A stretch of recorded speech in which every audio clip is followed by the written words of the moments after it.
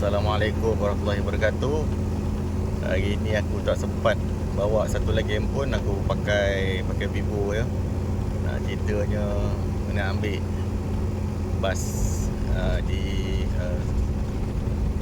Scania buat angin ni, angin bocor ya. Mak tengoklah jam tadi sebelah kanan sama dengan Cik Bob, Cik dan Petronas Plazatul Shah Alam ya, Plazatul Shah Alam.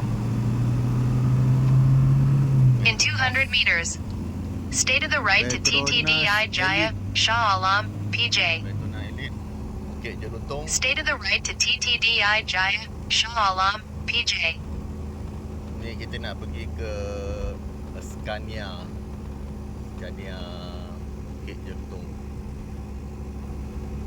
Okay, Scania. In 200 meters, stay to the left to TTDI Jaya.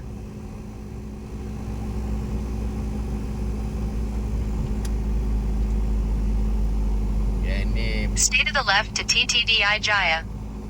pegang tangan punya manual lagi shock lagi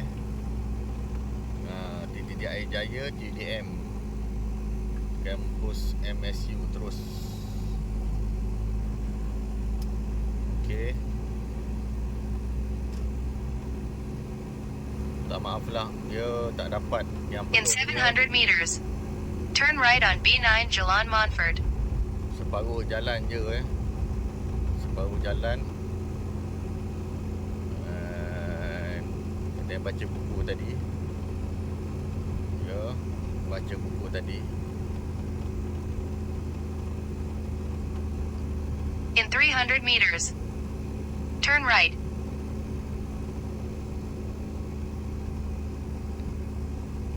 Mari kita tengok Scania ini tu.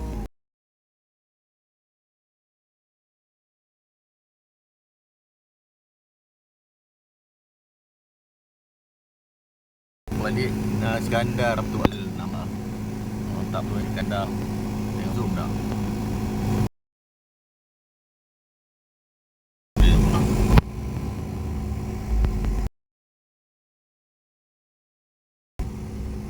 Skandar Al-Ali.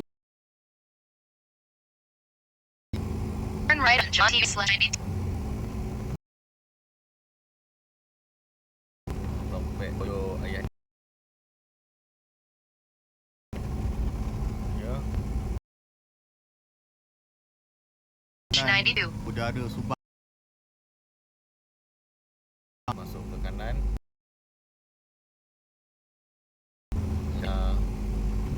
Oh, mantap. Scania.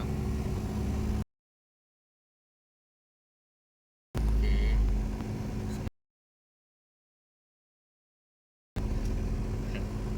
Okey, dengar.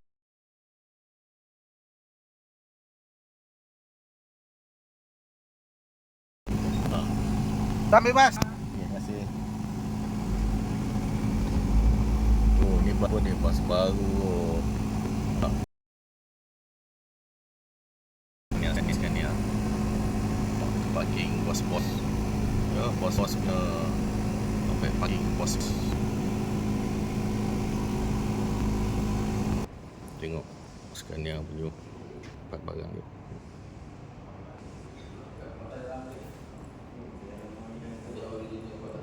Yang pack dia tebal tu pack dia.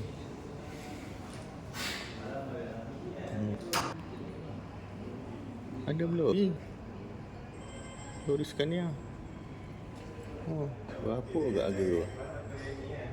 Mak